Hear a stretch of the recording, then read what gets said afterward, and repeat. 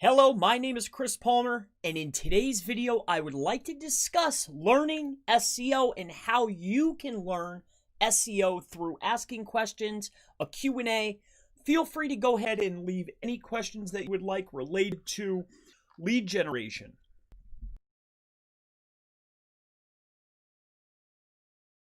Could have to do with lead generation, Google My Business, local SEO, affiliate SEO, a little bit of e-commerce SEO, pretty much anything digital marketing, SEO. If you have a question, feel free to go ahead and ask in the comments section. This is a Q&A, so I mean, if there's somebody that also has another answer, feel free to go ahead and throw it in. You can answer someone's question in the comments, but the goal here is to answer some questions to help you learn SEO in 2020. So feel free whenever anyone is ready. You can ask any question that you would like. I'm here to answer questions. I have some time. I meant to set this for 6, but I guess it wasn't there. But we're on now. We're ready to rock and roll. Super excited to be here. I always hear them. I forget the marketer's name, but that's his go-to, you know. Super excited to be here. But I am, you know. So in any case, not seeing anybody here. Not seeing any questions as of yet. If there are any, feel free to go ahead and ask. Alrighty. Okay. Let me see what's going on here. Let me see if something pops up now. I went ahead and refreshed.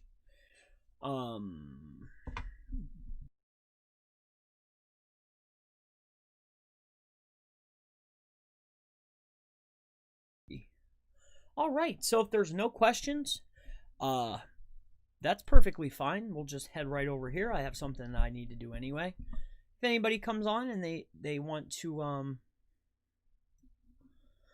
ask a question, you can feel free to go ahead. Again, this is a Q&A. I mean, you could ask me anything that you'd like. While we're waiting for people to come in, we'll just head over here. I am working on doing a little bit of local stuff here, so let's just hop on. Just while we wait for people, I'll go over here. I'm showing you. I'm probably gonna give this away for free. So recently, I've actually I've been working with a good friend of mine, 2 friends of mine actually. One's not my friend, one is, right? But anyway, they're highly skilled in particular types of, you know, Java programming and whatnot. So in any case, what we are doing is building out softwares for Google My Business verification. If you were in the training, I know I only included 25 people in the training. So if there's the 25 people, they know that one of the methods had to do with pins, right? That's as far as I'll go with that. Well, what this is doing is actually going to automate that process.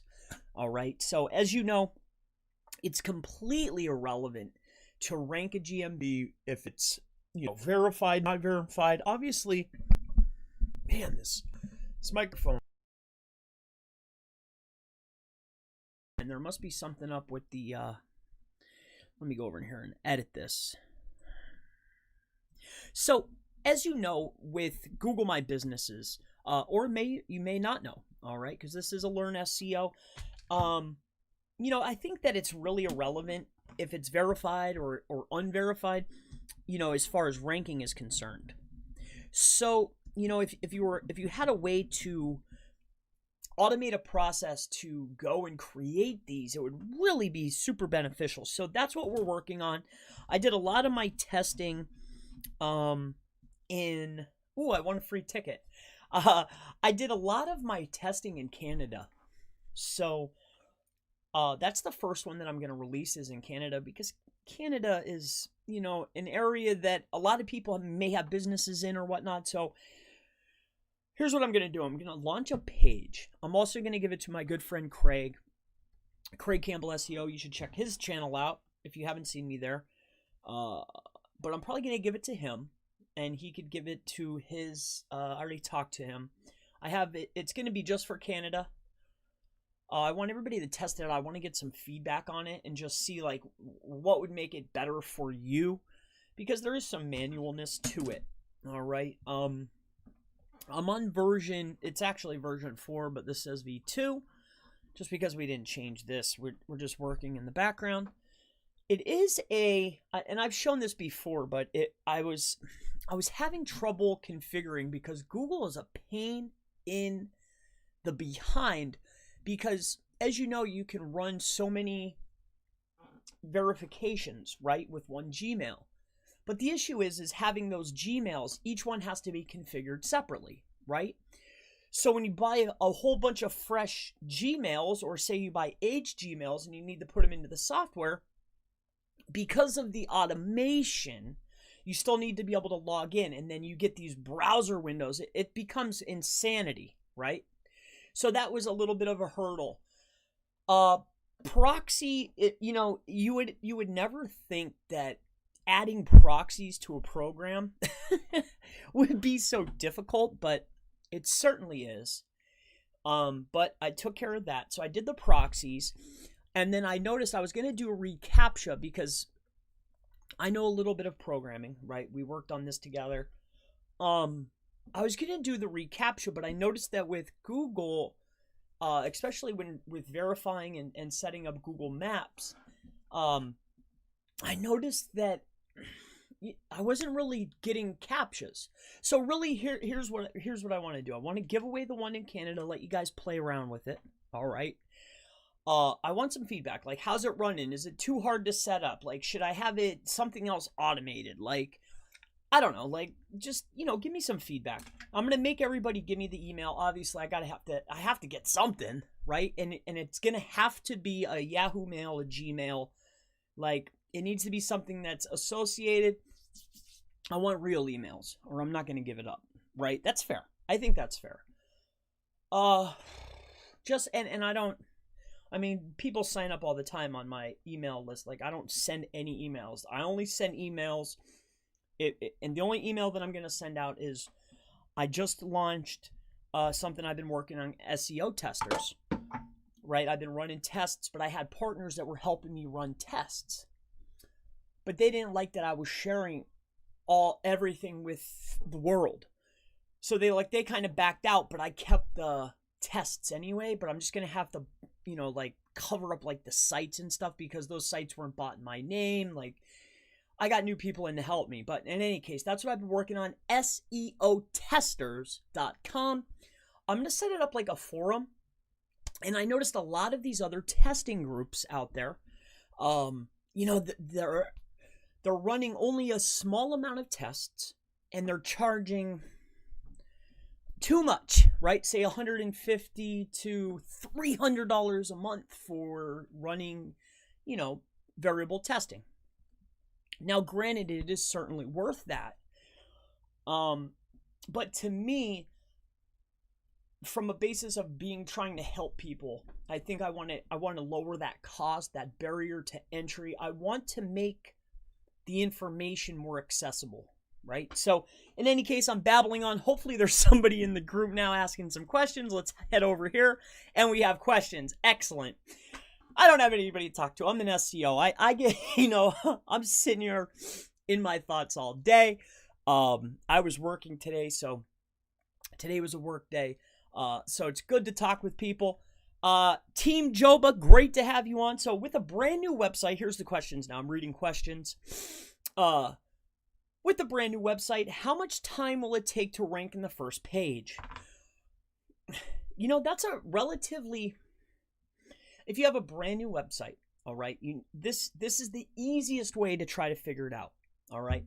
Go to your top ranking competitors and look at their link profiles. Look at their link profiles and think to yourself, if I build out 5 links a week, right? Actually, it should be 5 links a month. Maybe more, right? Well, let's just say 10 links a month. And we're talking about quality links, not throw in a bunch of junk. If I build out 5 to 10 quality links a month, how many months will it take me to reach this particular amount of links, right? That's one way to look at it. The next one is you need to really look at the age of the domains that are higher authority than you. And authority isn't a Moz metric or a Majestic metric. Authority is what's the actual age, how many pages do they have, how many links do they have, right? How big is their site, how old is it, how many links do they have? Then it will give you the determination of how long it's going to take you to rank. Now there's shortcuts. I'm noticing, especially in the local space right now, I see a lot of sites popping up that are EMDs, and they're using Web 2 properties such as like Squarespace, Wix even, which is madness to me. I'm seeing guys using these Weeblies, doing exact matches, blasting them with links, just basic on page, matching word counts. But here's the thing, just like not too long ago, I forget the algorithm off the top of my head, but remember when everybody was doing those one-page affiliate sites and it was great, right? Exact match domains, one page sites, one affiliate offer, everybody was crushing it, and then whack! That's what I think is going to happen in the local space. I don't know if it's going to be this year, next year, 6 months, tomorrow, I don't know, but I see that same thing happening. So if you're doing that, I would caution against that strategy because it's going to be short term. Now, if you can make some short term financial gain, by all means. Let's move on. Emma, hey, how are you? Great to have you on, Emma. Long time. It's been a pleasure. It's been a while since I've been on stream, but it's great to have you on.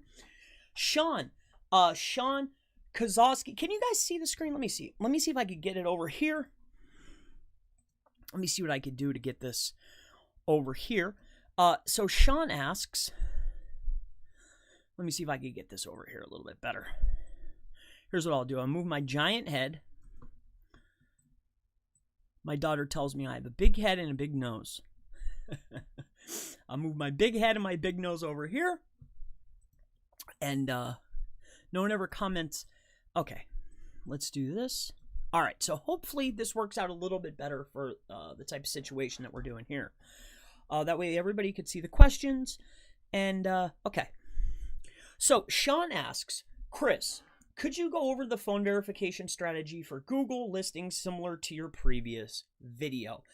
The strategy is relatively simple. It's just very time consuming. So the main strategy would be, first and foremost, which I left out in the video, is find somebody that is willing to work at a relatively fair price. $2 an hour, $3 an hour, somewhere where that type of money is actually beneficial to those people, to that person. That could be helpful. So first and foremost is get somebody that can do that. Next step is you need multiple Gmail accounts. So multiple Gmail accounts.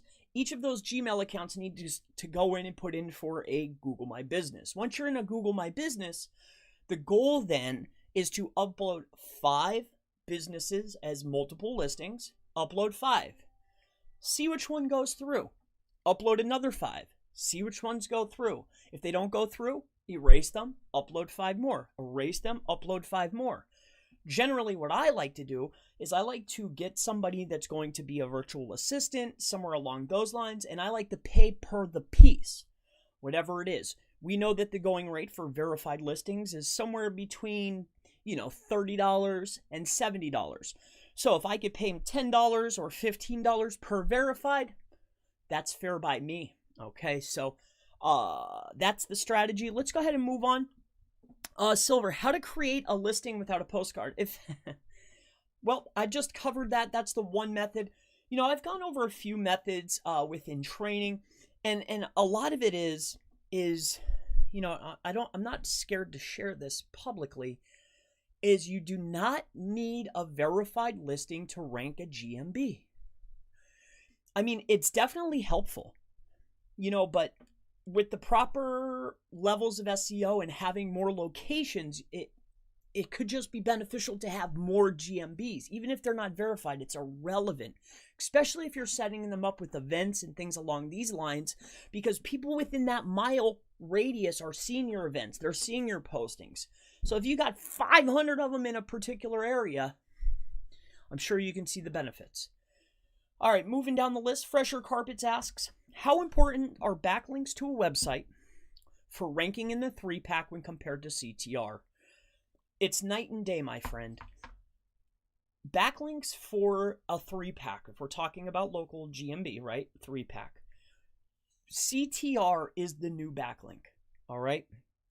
In my opinion, right now, it used to be backlinks were number one. In my opinion, it goes backlinks, or it goes traffic and clicks, backlinks, content. In that order. Clicks, links, content. All day long. Those are your top 3 in order to rank. So CTR is more important. CBD Cake started adding internal links today from your last video. Yes. 9 times out of 10, like I mentioned, because there are some caveats. All right. And I have to make these videos to be broad to help as many people. But most of the time, you want to do exact matches, CB, because you control your internal linking. And that's what I was trying to explain in that video. I was trying to keep that video brief. So I'm glad that that helped you out. Nasco Next says, should I make, let me see here. I missed it. Son of a gun. Okay. Should I make my GMB product description equal as on my website, or must I use different keywords and such? Well, yes. Generally within that description, and it can only be so long. But what I like to do is I like to use the same keywords that I'm targeting on my website within that description, but add more. And if those keywords that are in that description need to be on one of the pages on the website. Okay? So your primary keywords and secondary keywords, make sure that they're inside of that description, but make sure that those words are somewhere on your site or on your pages. Okay? Hopefully that helps you out. Emma Ann says, Chris, PM me, I can help with Gmails. Yes, I do have a vendor. But yeah, the Gmails could be super helpful. Right now, to be honest with you, like I'm really moving. It's just a thing of trust. Like right now, what I'm looking for is somebody that's ultra advanced, because I'm like middle with programming and software development and things of these lines, right? I'm not like a mega genius, but I can do stuff with Python. I know Java, like I know C+, like I know a little, right? I'm a nerd.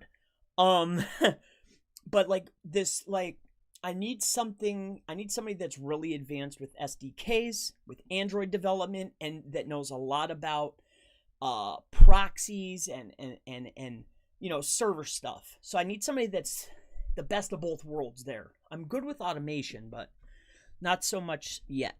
So that would be the most helpful thing, Emma, if you know anybody that could help me with Android development. Chris says, hello from Brazil. Great to have you on. Emma says, Chris sounds awesome. Yes, it does. Simon says, hi, Chris. Simon, hello to you.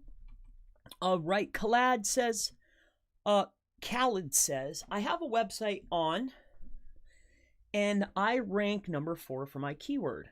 If I switch to WordPress and change the hosting, would that hurt my ranking, assuming everything else is equal?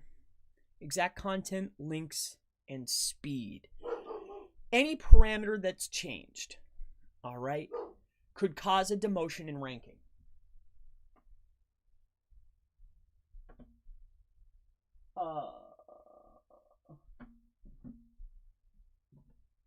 Sorry, I had somebody at my door. Now, with that being said, you're going to see some slip in ranking. I mean, it's really inevitable, okay? But you can really keep that down as long as you're keeping everything exactly the same, keeping the speed the same, keeping most of the parameters the same. And what I mean by parameters are anything in the URLs, all right? Anything within the source needs to be the same, okay? So hopefully that helps you out. You're going to notice some slips, but I really wouldn't be that concerned about it. Just keep everything the same, all right? That's my main answer there. All right, DJ says, I have just changed my old website to new, better pages, better SEO, more content. Now my rank is decreased by 50%. I threw away all my old pages because I changed the links. Is this common? All right, so you changed your website to new. So you updated your pages. You updated your pages, but you lost rank. and then you 301 all of your old pages. Okay, so you could be, now depending on how long this has been going on, okay, this could be something that I call transitional rank, or I'm sure others call it that too, but it's just something that popped in my head. So you could just be noticing transitional rank anytime that you're introducing a factor. So if you're updating content, especially if you're updating your titles or H1s, anything along those lines, if you're 301ing old content to new content that you just updated, you could notice some transitional rank. However, you know, within, say, we'll just say 14 days to put a days on it, I would hope that something would level out or see an increase. So is this normal? Yes, but generally when I'm making changes on, especially if I'm working on, say, a client site or my own site, I try to make things gradual. You know, I like to make some changes, see what happens, make some changes. Remember, this is long game. So take your time with that. Just sit back and wait, and don't keep making changes. Make your changes and wait. And when I mean wait, I mean 14 to 30 days, and then look forward from there. All right. So moving on here. All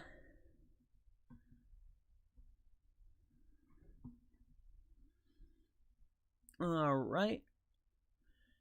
So you're showing a website. Okay. Yeah, I'm not, you know, and I'm glad that I have a few people on here today. If you can, anybody that's in here, I'm assuming that you know, I'm not seeing any questions. But let me ask you, do you think that it would be ultra beneficial, and do you think that it would be something that you would be interested in if, for a very cheap cost, right, enough to pay for the time, you know, say, I don't know, $20 a month, right? If I could do live coaching, you know, whether you need audits, whether you need whatever it is, but as a group, like say we do this type of format, say we go 3 hours long, you know, and then the group is limited to, I don't know, 30 people. Would that be beneficial to anybody here? Does that seem like a fair price point? What does everybody think? Do you think that would be okay? And again, keep asking questions. I'm just exploring, because I'm branching off. I'm doing some tests. I'm going to open up my testing group. I'm going to probably offer some services. I've been talking about the services for a while. It's just, before I put my name on stuff, I really like to know what I'm doing. Or basically who I'm working with, what kind of service they're offering, before I do anything with them. So, Craig, yes. Craig's on. Great guy. But yeah, that's what I'm thinking about there. So, I'm just curious what your opinions are. So as far as the mobile repair store in San Francisco, you know, pulling up stuff or doing anything like that, if you're not on the top of the second page, right, generally what I'd be looking at is your on page. And it's always the same, almost the same things every time. The people who are on the first page, how old are their sites? The second thing is, how many pages do they have? The next piece is, what's their links looking like? Once you have those things in order, then you can start moving forward. But if you're not hitting on the top of the second page, then I would really, really focus on your speed and technical and go right for on page. So hopefully that helps you out without me having to look, because if you're not at the top of the second page, then that's generally the issues. All right. All right. Okay, thanks. Great videos. Thank you very much. I rent apartments, right? If you're wondering why I keep looking, I rent apartments. This is the busiest street in my small town called Tamaqua. It's Broad Street, right? So I own the apartments up here, and this is my little office area. I also do storage here because my wife's an auctioneer. So if you wonder why I keep looking, it's because there's people walking and talking on their phones, and it's very distracting. They're doing like some kind of deal out here because of the COVID lift, you know? So in any case, I'm moving down the list here. Craig says CBD cakes. Yes, I need those. Zulfid Nassar says, Chris, can you please do like take someone here's website and we share info. What's the problem with it? So we can see clearly where to edit on the mistakes. So you mean you want me to audit somebody's site? You want me to audit your site? I could do quick analysis. It's not really something, that feels like work. I would do a quick analysis. I mean, I'd do the quick one over, but here's the main reason why I don't like to do those when I'm live or when I'm doing stuff like this, is because if I give you a recommendation quickly, I'm doing a glance, I could miss something, or I could give you a wrong recommendation. You go out and implement, if I'm focusing on your site and I say, okay, do this, this, this, and this, you would take that recommendation very serious because I'm looking at your site. However, I'm in a rush because I'm just doing a live and I'm doing this just to be helpful, That's the main reason why I don't do those live. If there's no questions, I'll be happy to do it for you. But please take it with a grain of salt, because a recommendation, I'm not liable is what I'm getting at, okay? Because it's just trying to help. All right, so 10/20 is cool. I think if we can get custom advice and improve our businesses, yes. DJ Armani, that's what I was thinking.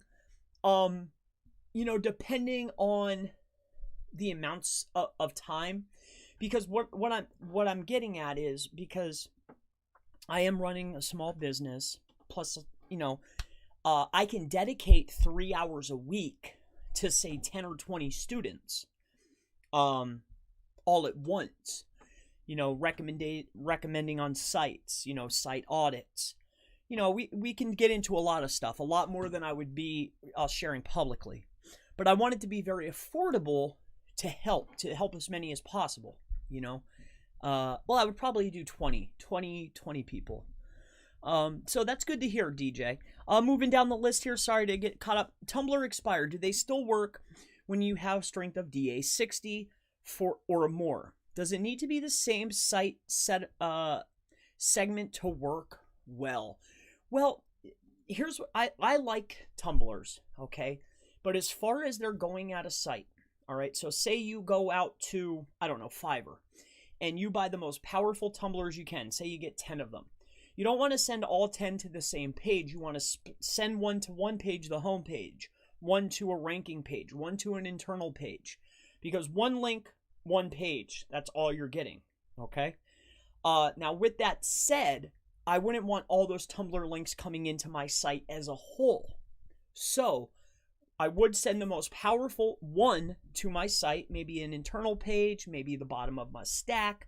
The rest I would send out to maybe a tier 1 or a tier 2. And that's probably how I would play that. All right, so hopefully that helps you out. I love your videos. I'm blessed. I'm blessed that you say that. Thank you. I'm really glad that I'm able to actually, everybody that I know, it's nobody even knows what SEO is, I've been nerding out on this for so many years, and just so it's really great that I can help you, and I'm glad, Bilal. That's what I'm getting at here. CBD Chris, Craig Campbell, it's your Chris Chase making me a SEO monster. Yes. Yep. Yeah, I'm thinking about doing something with Chase, maybe like maybe something live. Maybe we could take questions. I'm not sure yet. He hasn't sent me any good ideas yet. All right, so moving down the list. Albert says, my website ranks well only on Google Maps. Your website ranks well on Google Maps. Well, that's an excellent start. So it seems to me that you have your citations and you're getting traffic to maps, right? Because if you're winning over there, that means you're doing that part right. You're probably doing posting. You probably have everything filled out properly as far as all of the regular stuff. Now, when we're looking at organic, you need to break down site by site, page by page. So how you do this very simply, all right? Albert, I'm sorry, brother, I missed you there, but Albert, what I would do here is look at your target keyword phrases. All right, long tail, short tail. I like medium tail because if I'm going to do the work, I want to get the traffic when I rank, right? I shoot for medium always. So type in a medium tail keyword. See who the top 3 rankers are. Pull up their keywords, right? Pull up their site, do a competitive analysis, and see what they're doing. Break down each page by zones. What's their H1? How many words are in their H1? Okay, H2, what is it? How many words is it? How many H2s do they have? How many images do they have? Break down each segment of the page, match, mimic, and beat. And beating it means increase density, increase multimedia, and you'll end up having a better page. So that's what I would do there. Moz and Ahrefs is too expensive for not SEO businesses. You know, it's a real shame because I want to work with these brands, and you know, I want to work with these brands, but I also work with a lot of guys. I mean, as you guys know, I mean, I have accounts on Black Hat World.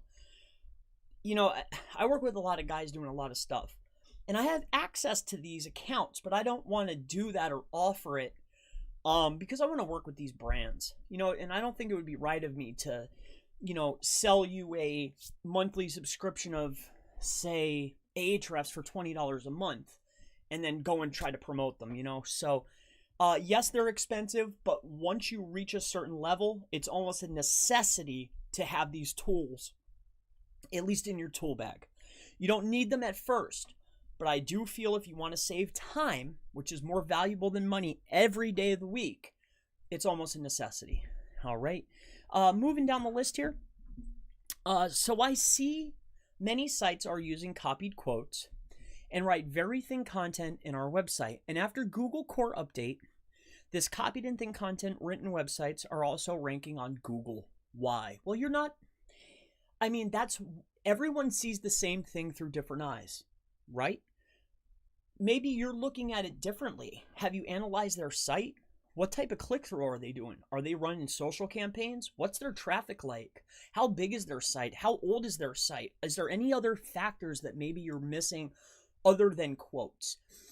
Generally, content that is quoted is generally duplicated, so that's not looked at.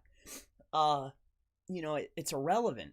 So they have to be doing something else right. I would do a better analysis and then come to my conclusion on why they're winning. All right. So hopefully that helps you. All right. Moving down the list here. So we have Mr. Nasser asks, no need to edit. Just give some commentary on the mistake, like wrong H1, too much text, maybe wrong color, write an image. Well, go ahead. You could shoot your site in here. Maybe I'll take a look once we get down to the end, and I'll give you some quick recommendations, because I do consulting. I did a consulting call yesterday. You know, and I don't do any pitching, but my number's in the bottom of every video. If anyone ever wants to reach out, as long as I think that we can see eye to eye, I'll definitely get back in touch with you. I don't just work with everybody, because I do have 9 clients. Anyway, to find websites, referring domains, and citations without a program, I think there is a way via Google search bar. Yeah, I mean, you could do site colon and do some searches. You could do all in text. You could also search for, you could copy their entire footer or something that is duplicated across all pages. And then you can see how many how many pages they have. If you want to search their actual website, if you want to do their backlinks, there are a lot of other tools that are free and they'll pull links. You can use Moz and Ahrefs and all of those on a free version and take a look. So you don't need the paid tool like I mentioned before. I think even Ubersuggest gives backlink analysis of some sort. So you don't need it like I mentioned, but it is certainly helpful. Let's move on down the list here. DJ says, do you need Ahrefs?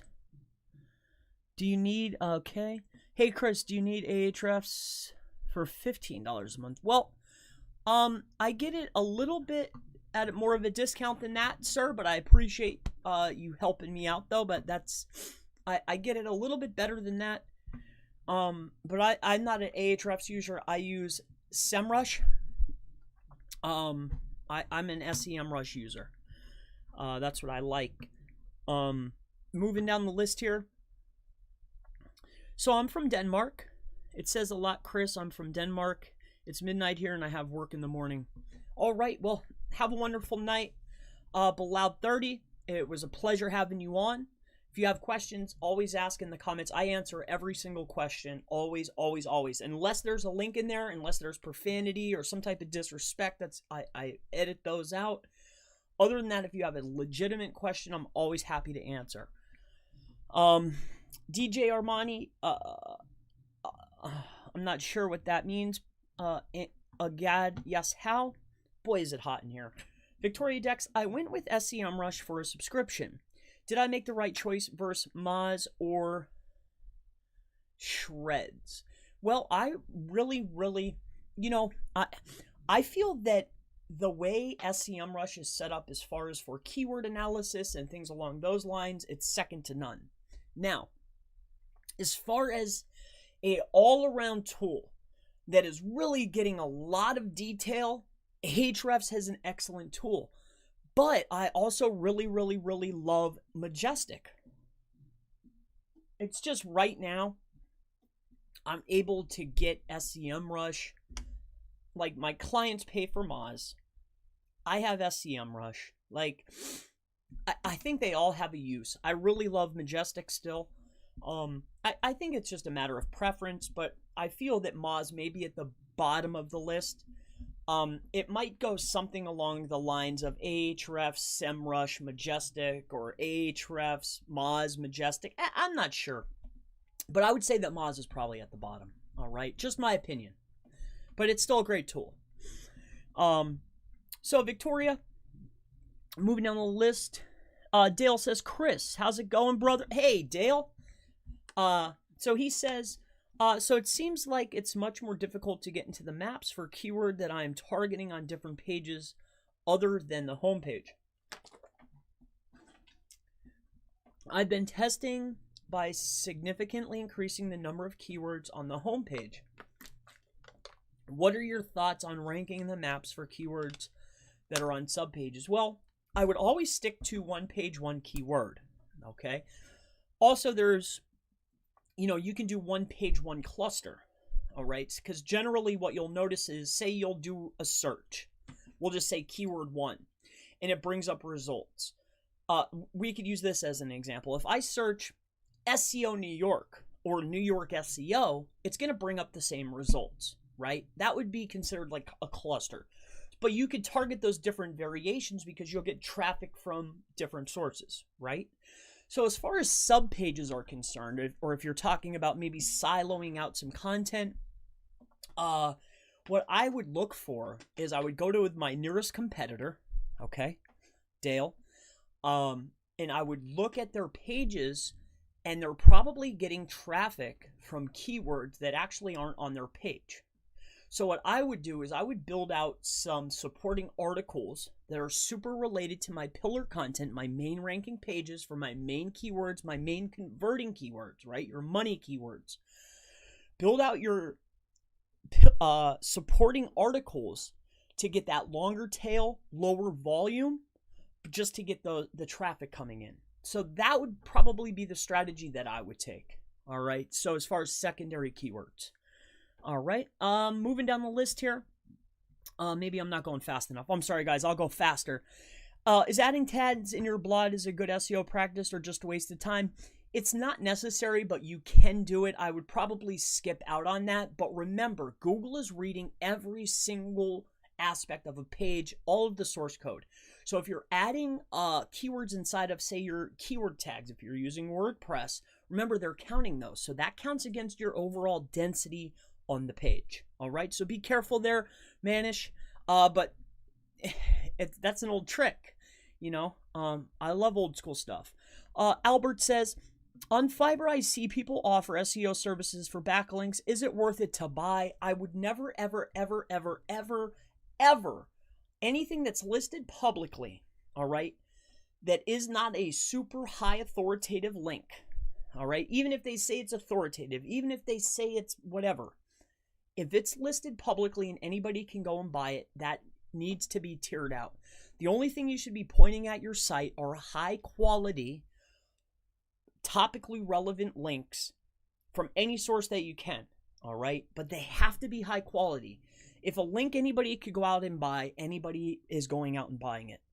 And it's just devalued, all right? So if it's on Fiverr, I would probably steer clear. However, if you want to use those types of services to power up other properties, say you buy an expired domain and you're 301 redirecting it and you want to blast it with links, excellent. Sounds like a fun time, right?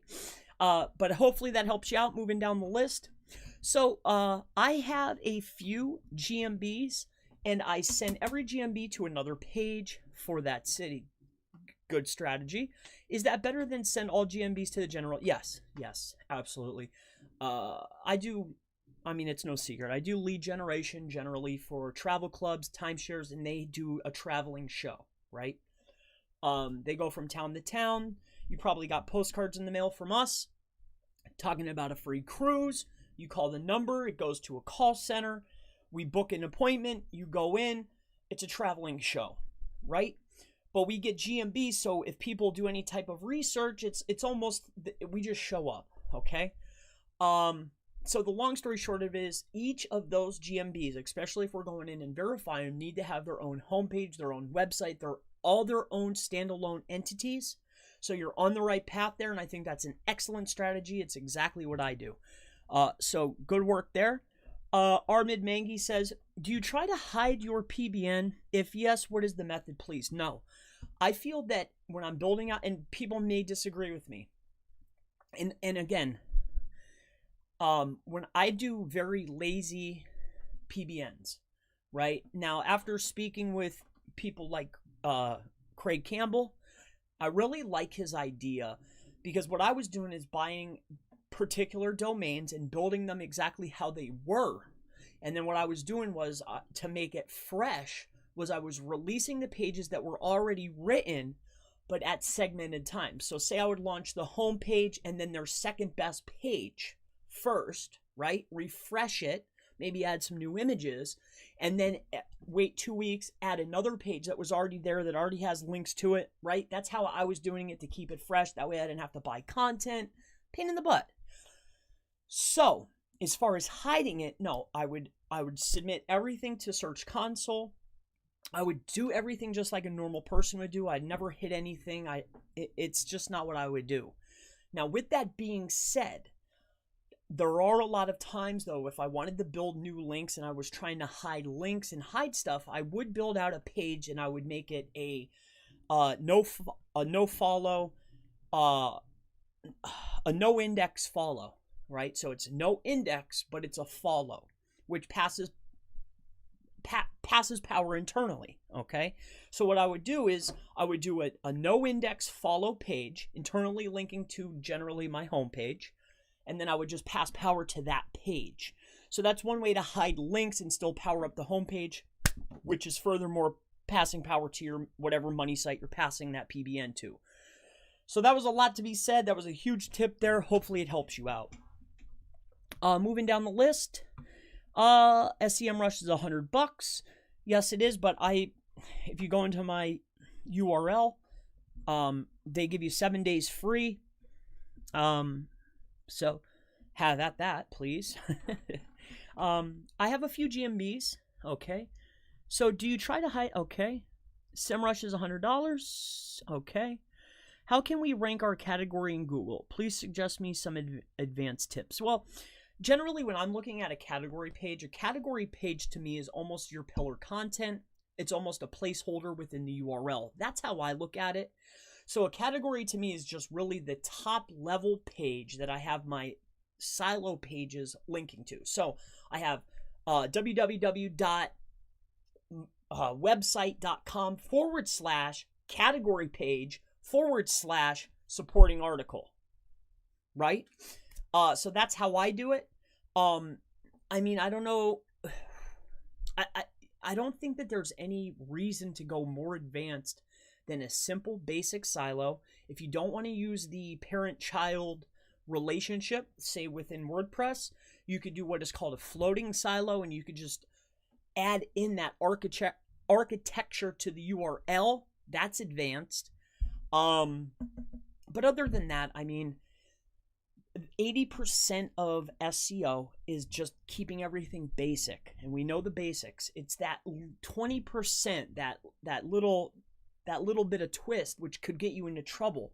Just follow the basics. You don't need to go advanced, and I think you'll do a lot better than trying to figure out a way to, game the system a little bit. So hopefully that helps you. Sam says, hey Chris, what plugin is best for WordPress SEO? I've used them all. I guess if I was going to have to recommend one, I'm not saying that I am recommending it, but I think I like All-in-One better than Yoast. I just like it. As far as speed, I like to use, I think it's called something Rocket.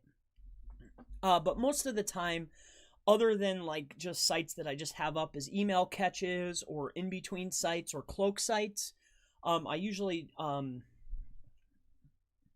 just launching basic HTML pages. So that would be the basic two for SEO right there. So I would use definitely Rocket for speed. It's called something else though. And then as far as an SEO plugin, I'd probably go All-in-One. All right, so hopefully that helps you. My competitors hiding keywords in the page. Would you recommend if I did the same as they are authority and I'm going to start link building? I mean, I don't think that it's always necessary to hide keywords within the page, because they might be hiding keywords because they feel that their page looks a certain way, but they want to increase the density and they want to show Google the keywords, but they don't want to show the users. So if you can encompass those same keyword densities and same keywords within your content, you might have a slighter edge and not risk the website, So that's up to you. I don't want to tell you to hide keywords because we know, you could do it in accordions. You can hide it off the page. You could shrink it. You could put it in a pixel. You could hide it in a JSON file. You could hide it. I know a million ways to hide stuff, but I think that weaving it into the content might be better, all right, overall, especially for longevity, all right? So that'd be the way I'd go. $20, okay. Do you really long list posts, 50 plus help? Do you think really long list posts help SEO? I think that a 50 plus link post can help SEO if that's what Google is looking for. I don't think that long form content for every single SERP is the answer. I think if that's what Google is looking for, if that's all that's ranking, then yes. But if you're looking at a SERP and it's a mixed SERP, you may not have to go with long form, all right? The only thing that I like about long form is you can get the keyword on the page more times. That's it, So hopefully that helps you. What's the difference between, by the way, what's the difference between BTW, long tail, and KGR, key rule, golden? Spell those out for me. Long tail keywords and the keyword golden rule. What's the difference? Well, I think that the niche, what's that guy's name? He's got a shaved head. I don't know his name. He does like niche sites or something. I think that was his marketing scheme. He came up with that ploy for the keyword golden rule.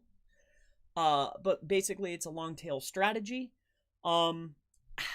I think they're both one and the same. I think one is just a really cool name and a really unique way to look at it as far as marketing whatever he was marketing at the time. Not saying that that's wrong.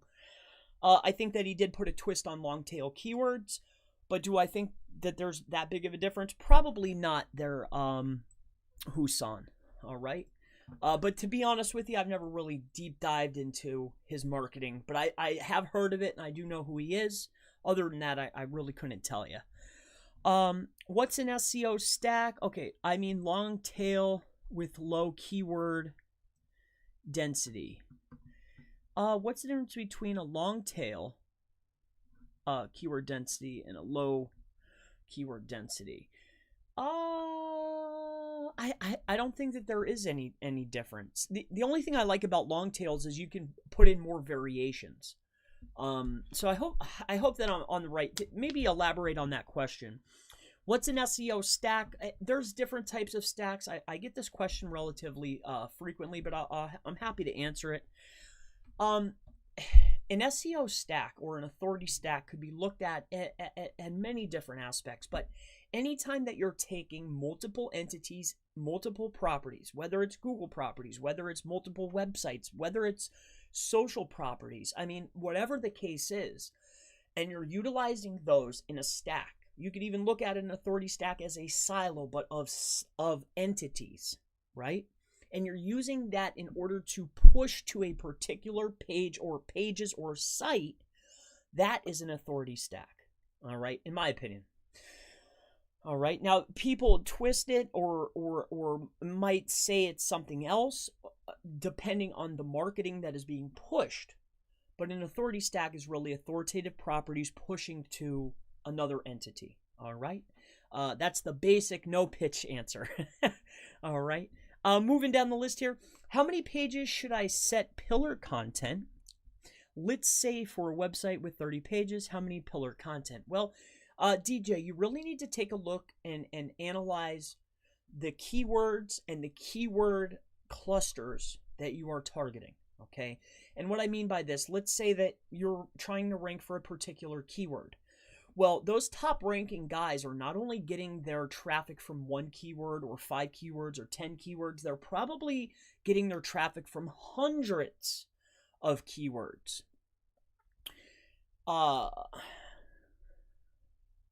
So as far as ranking pillar content, it goes to this. You need to figure out your main ranking, highest converting, highest traffic, and highest converting keywords.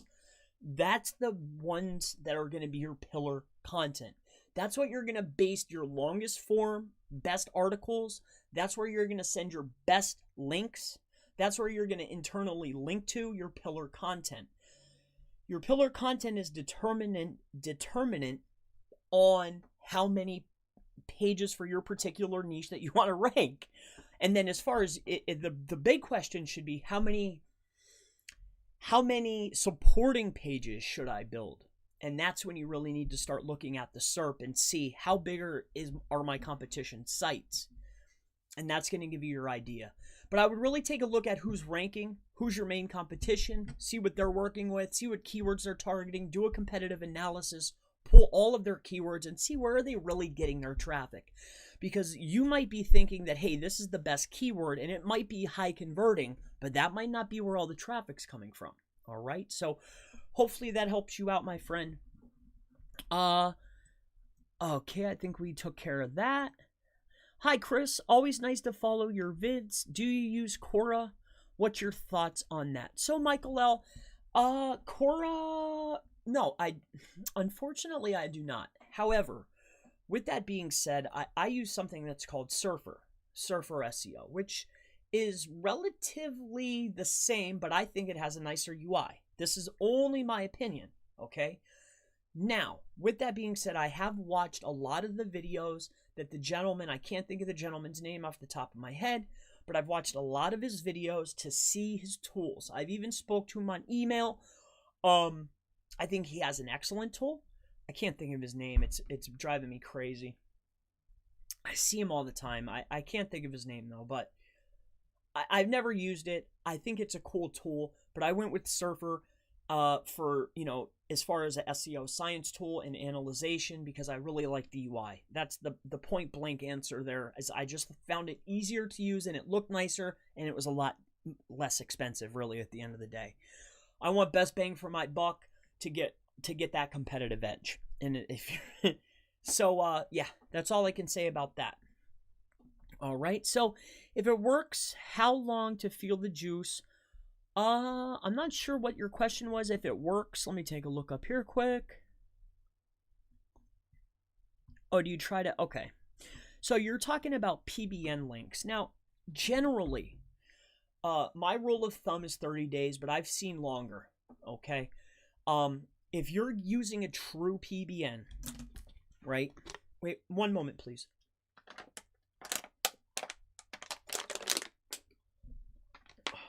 I need to grab my Rockstar. Give me a second. One moment. I'll only be a second.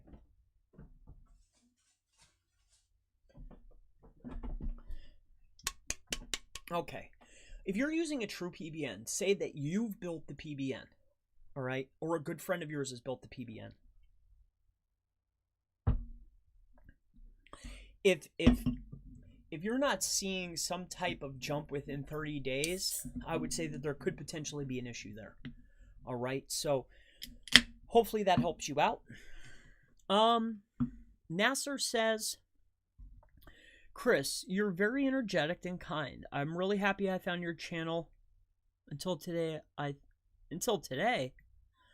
What? Oh,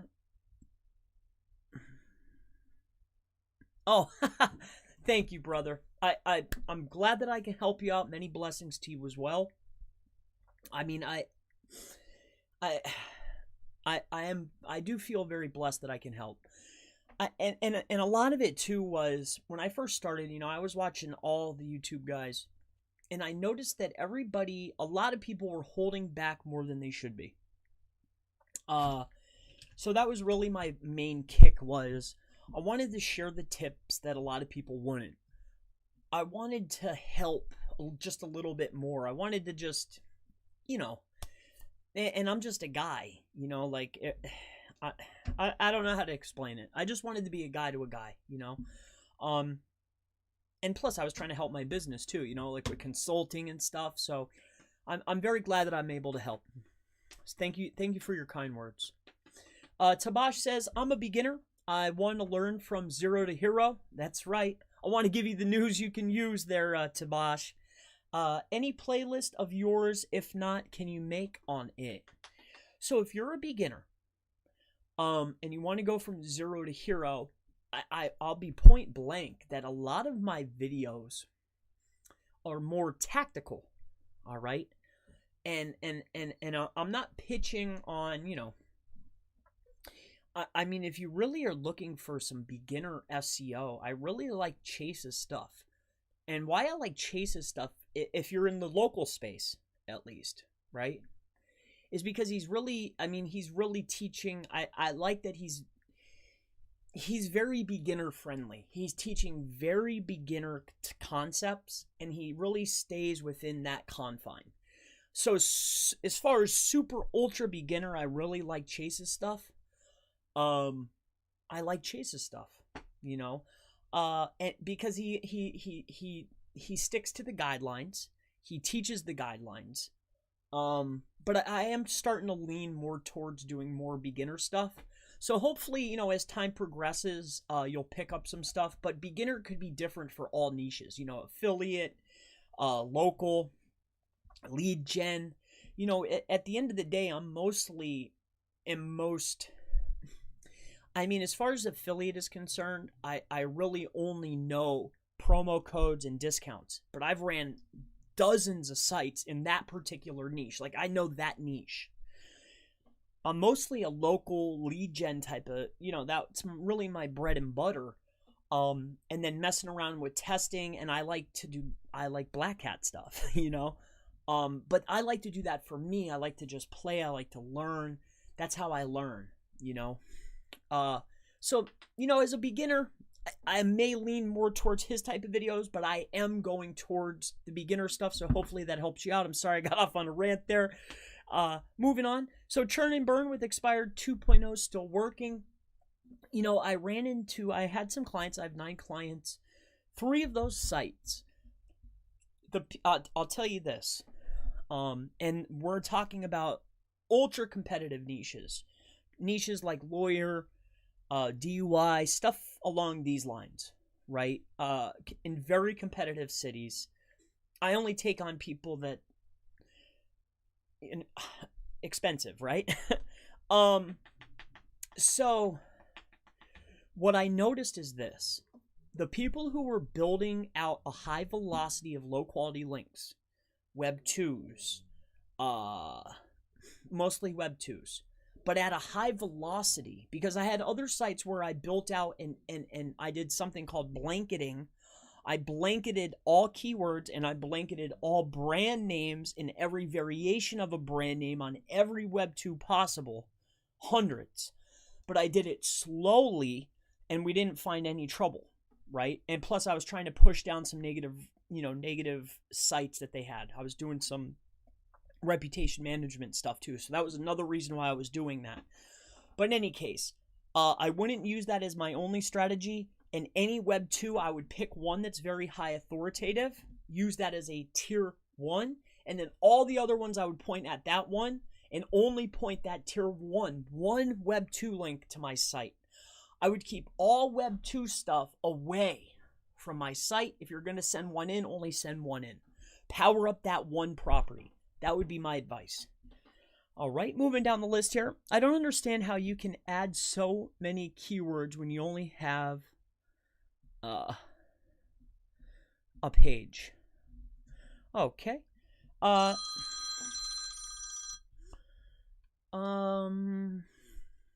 Is it important that the pillar post must be longer than your supporting article? Not necessarily. Not necessarily. You know, I have seen articles, generally, it's not about, it doesn't always have to be longer, you know, but it's going to be more in depth, which generally does mean longer. But the pillar page can also have higher densities. It's going to be more competitive page for a more competitive term, which is generally going to be longer. You know, it's usually going to be a longer page anyway. But I have seen supporting articles with people that had amazing budgets in very difficult niches where they were trying to rank their pillar pages too, because really how it's set up and how we do it is say we have our pillar content. When I'm building out a silo or I'm building out something that I call a supporting page, those pages are really informational so I can go build links. Because most of the time, especially for clients, I'm not going and buying PBN links. Yeah, for say if I'm running a promo site or something that's mine, yeah, I do PBNs. I build Web 2s. I run traffic, like every single thing that, you know, that I can. But when I'm doing a client campaign, I'm pulling every single competitor's backlink profile and I'm starting at the top and working my way down and building every single link that I can. That's the linking strategy. And I'm doing all of them. So if I'm just starting out or if I have a client, I'm going to every single keyword. So say he's a DUI attorney, but he also does, you know, classes. He does this, he does that. He does 10 services. Well, that's 10 different keywords. And on those 10 different keywords, they all have 5 different competitors. I'm pulling all those profiles and I'm trying to go out and build all those links.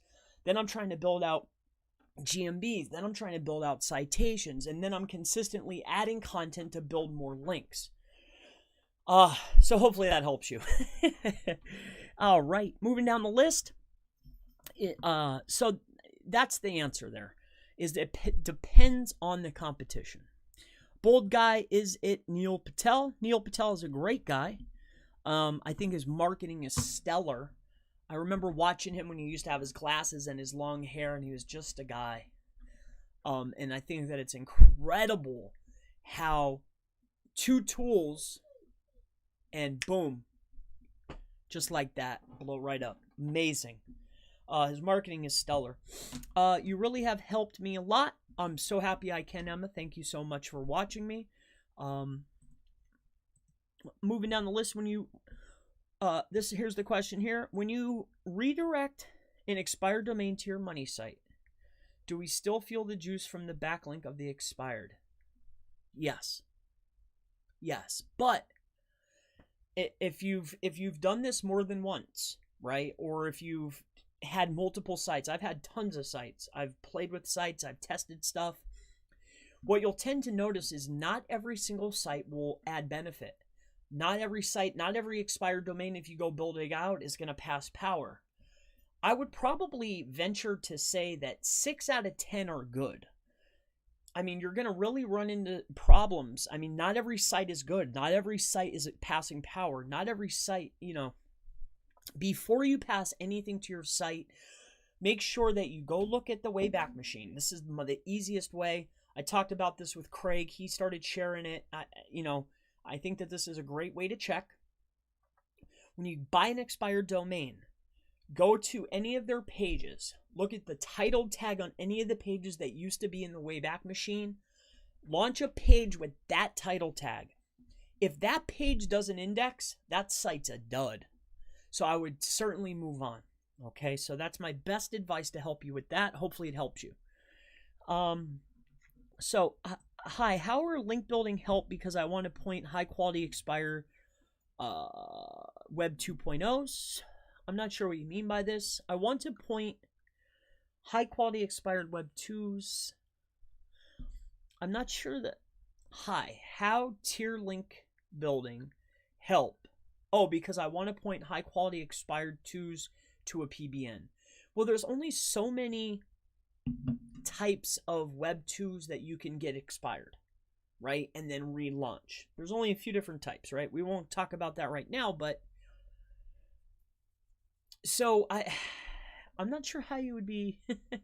I don't think that that's the way to go, my friend. I really don't. Now, if you are utilizing that type of strategy, I think that it would be a lot better to take that power, put some BS content on there, build them out, and then rank and then link in to, say, a tier 1 property.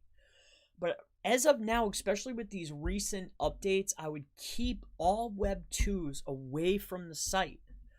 If you're not authority, I'll break this down. Let me break this down because this is what I found. All right, people always ask about the update, but here's what I'm thinking.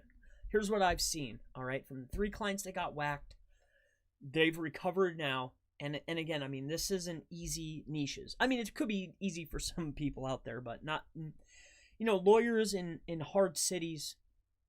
It's a difficult niche. It's a very difficult niche for me. Non-authority site links are being ignored. Non-authoritative sites that aren't getting any traffic are completely worthless. If a link isn't getting traffic, if a link isn't showing authority, or if a link is being built with very high velocity from a low quality site, it's almost like it's being ignored or it's being demotion. And those 3 things, those 3 elements, after doing a significant analysis and really deep diving from who is beating us and looking at everything else, those seem to be the 3 things that matter. Authoritative of this link, is the link getting traffic, and a high velocity of low quality links in a short period of time.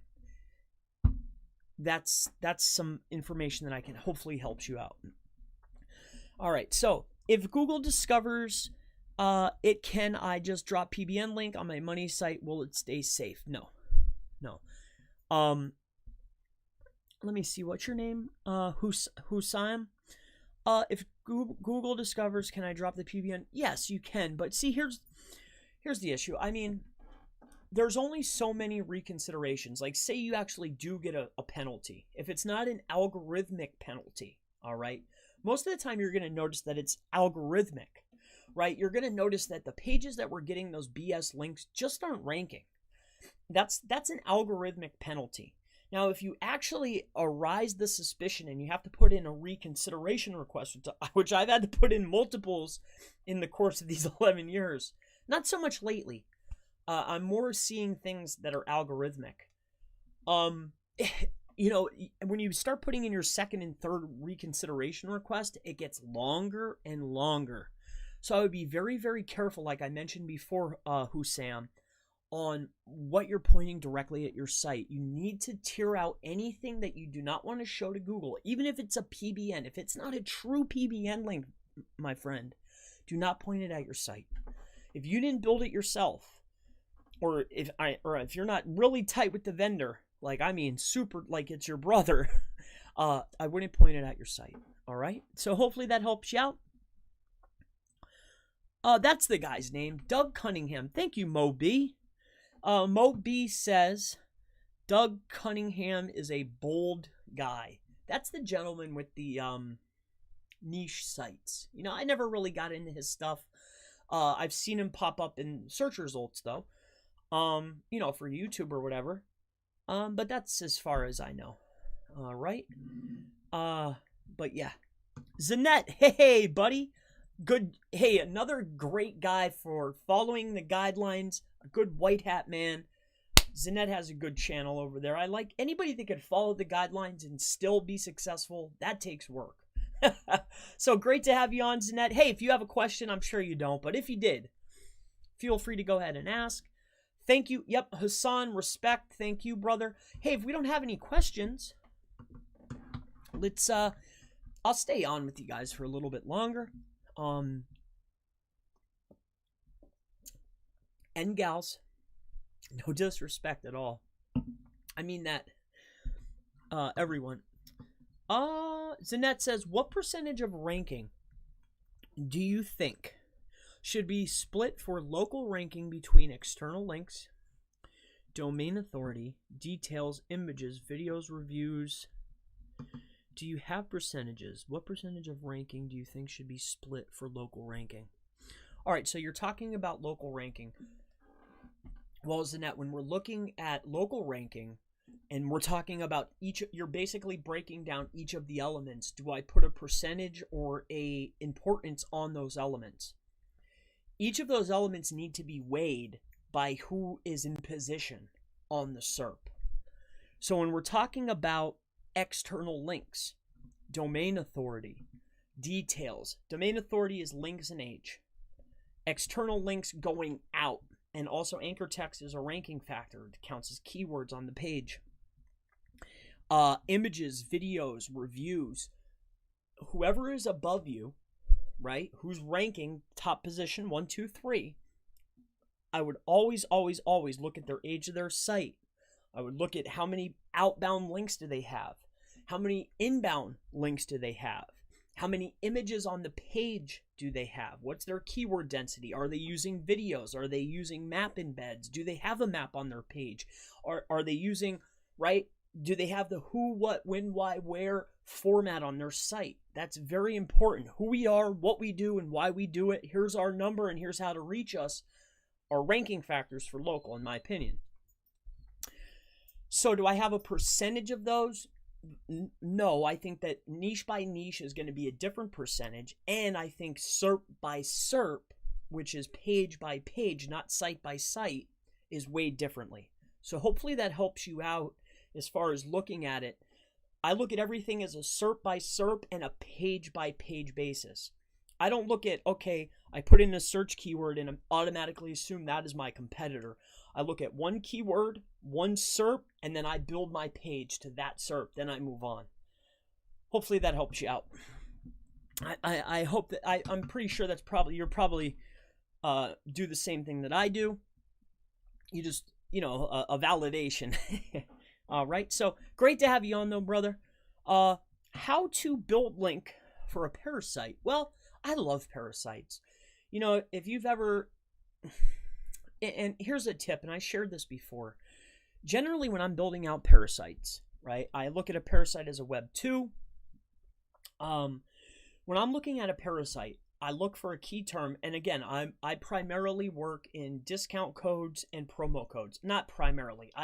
For affiliate, that's all I've done. But I've done every single coupon code. If you've looked up something and saw a Web 2, a BS looking site, but it's ranking and you don't know how, and it's for promo or discount code, I can almost guarantee that it was probably one of mine, like my groups, right? So with that being said, as far as sending links, I think that it's irrelevant the type of links, but generally when I want to rank a parasite page that already has some authority, I go right for niche edits. As far as pricing a niche edit, it just depends on how much traffic the page is getting and what's the authority. And when I'm doing parasites, I'm looking for keyword on heading, keyword on title from the PBN going to the anchor coming in has to match the headline on that parasite, and you won't need that many. So that's usually my linking structure, and it's been very beneficial for all these years. So that's the way I would go. Hopefully that helps you out. Is Medium accept affiliate link, or should I hide them until my parasite ranks? Yeah, Medium is rough. Generally, I'll send them to a pre-lander that will go to a page that will go to the affiliate. So generally, I'll set up a Medium. I'll try to get a quick win, a quick ranking, depending on the SERP that I'm targeting. Because if, say I'm promoting, I don't know, blue baseballs, right? And I search blue baseballs. If on the first page there's already a Medium article, I know that I could outrank that guy immediately with another Medium article. So what I'll do is I'll rank that Medium article, start getting the traffic, irrelevant if they're coming from Medium or not, generally get the traffic in, and then send them to a lander, which on that lander will contain my affiliate links. If you're using Medium, that's what I do and recommend. Use a pre-lander with Medium, because they're hanky with stuff. Plus, people tell on you all the time on there. It's really weird. All right, so I think I'm on this one here. Is it going to be a video, because I can use some of the tips and I can't remember them all? And I was about to go to bed 30 minutes ago, but I'm still here. Yeah, I'm going to leave this up. I mean, I didn't really, we didn't talk anything really deep. I have no reason to take this down. I'll leave this up for everyone. Zanette says, thank you. Never a problem, sir. Ryan, hi, Chris. Is it best to buy an age domain and compromise on branding? Before I read this, if there are actually 20 people here, I'm not sure if there are. If you could, just please, so that people can actually find the video. I hate to ask, but so people actually find it. If you actually are finding some type of value, can you please give me a thumbs up? If you don't want to, even if you want to give me a thumbs down, either way. Just so people can find it, it would be super beneficial. Thank you. We'll move into Ryan's question here. So Ryan says, hey, Chris, let me check this out really fast here. Is it still okay? Oh, and I got the new camera, right? I got a new lens. Super excited. I went out and I bought a desk, right? Because, when I've been on here for a year now, and I said, hey, if I could reach 1,000 subs in a year, I thought it would take me a year, right? I said, you know what I'm going to do? I'm going to really invest in myself. I'm going to do it right. So I've already got the microphone. I've had that for a while though. I'm going to paint this wall in my office here. I'm thinking I'm going to do like black or blue, and I'm going to get some LED lights. I got the new camera. So look forward. We're going to have I want to have not only the best content. I think it's the best content, but I want to have that good quality. So I'm super excited about that. I just wanted to share that with somebody, because I told my wife I got a new camera and she really didn't care. So anyway, moving on. Right. So Ryan says, sorry, Ryan, I just had to share that. Is it the best to buy an age domain and compromise on branding name, or buy new? Does it make much difference? If it's buy new, what's the best way to get out of the sandbox? Ryan, the sandbox is a funny thing. Some people don't believe that it exists, but I do. The best thing to do is start your campaign just like you normally would, and just go about setting up I love how Matt Diggity calls it a social fortress, right? So I'm going to use his analogy. Just start setting up your social fortress. I love that. So set up your social entities, bring those links in. If you're doing local, start setting up your citations. Do them in mass, right? Start with the most authoritative and work down. Niche related too. I would just build out the campaign if you're going to go with a new domain. Now, with that said, I don't see why, if you have your heart set on a domain, it has great metrics, it's already getting traffic, that's key.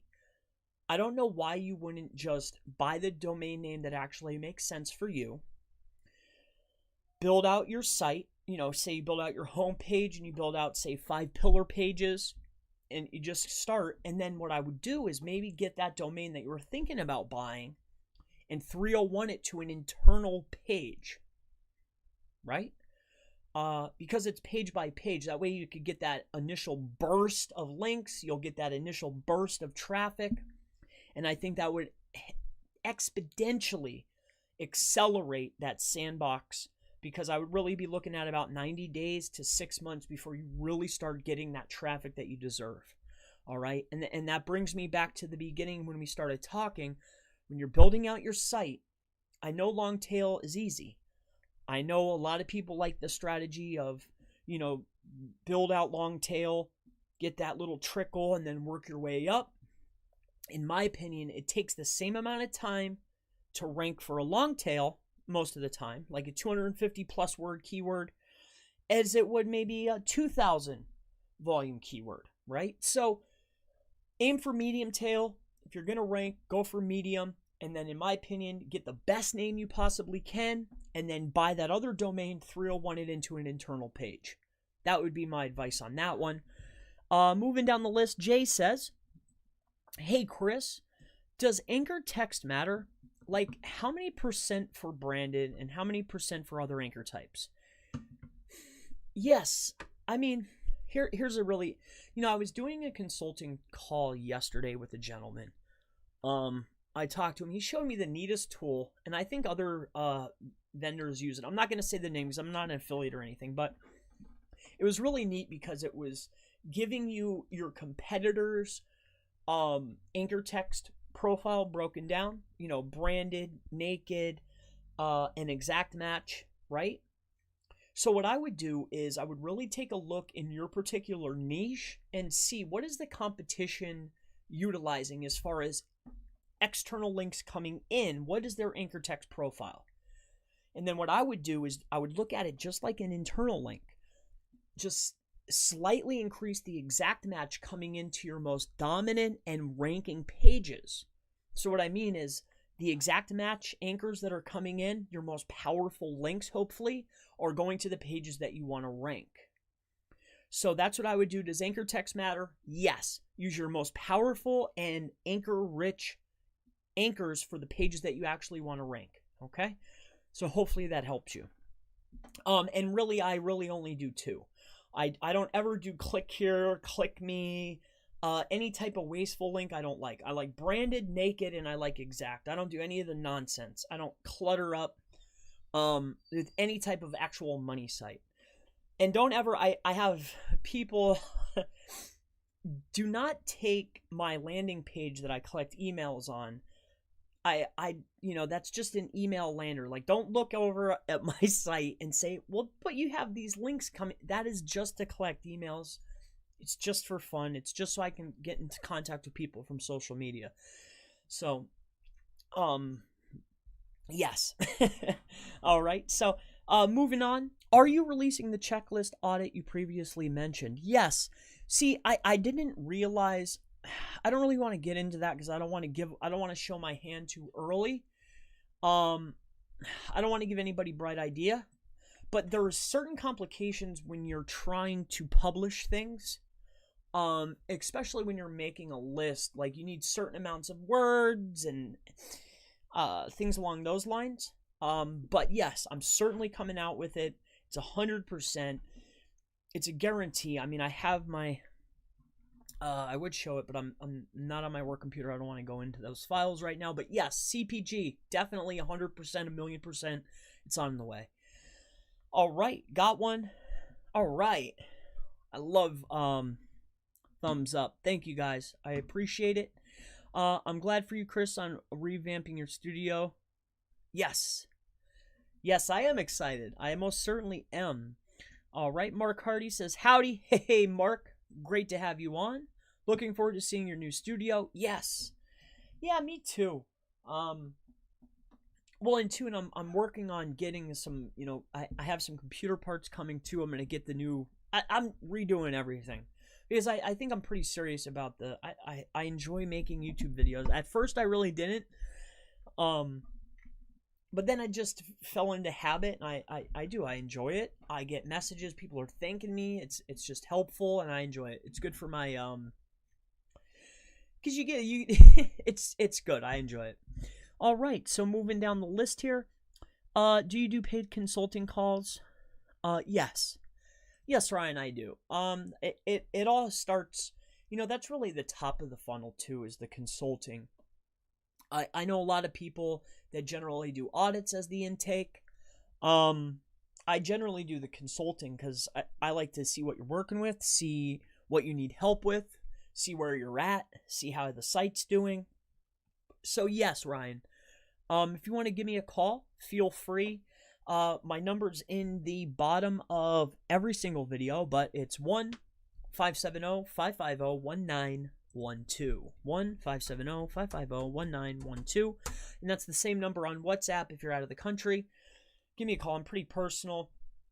Now, however, this is my work line, so when I'm with my kids, I shut this phone off. So if you're ever trying to reach me and it's just going away, then I'm probably with my son, or I'm with my daughter, or I'm with my wife.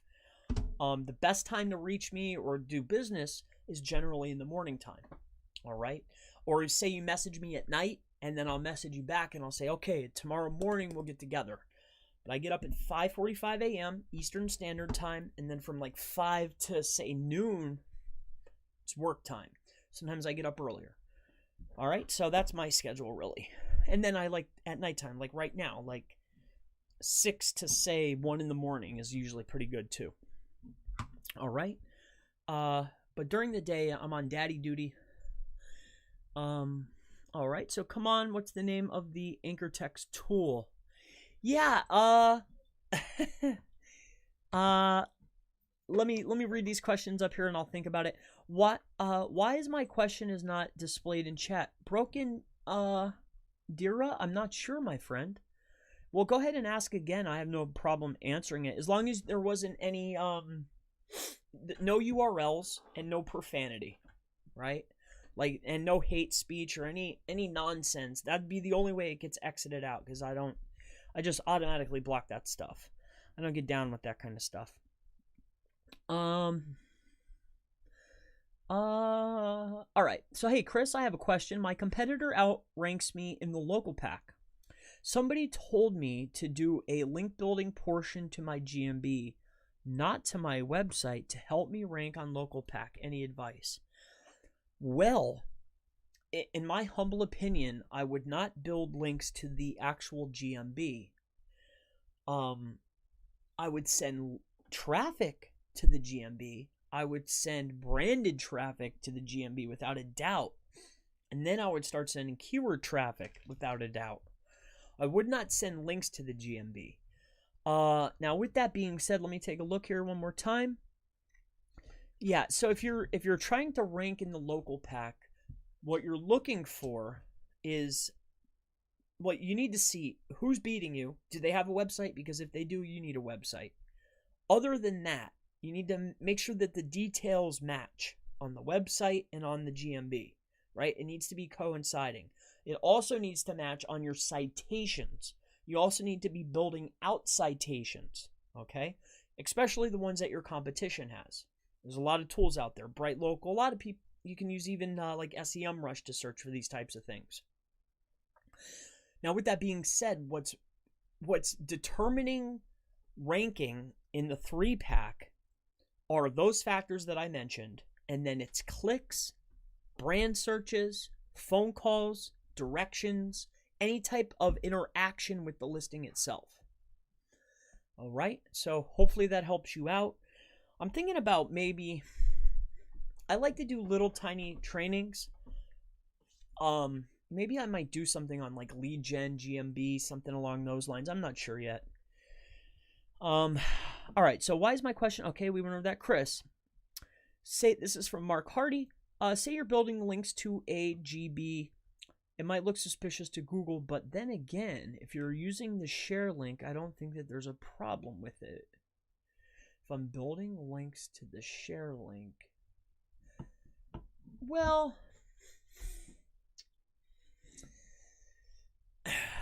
I mean, I think that the volume, Mark, and I think that you're on the right path there, because generally that's a lot of the ways that you're going to be building in some traffic, right? Bringing it in.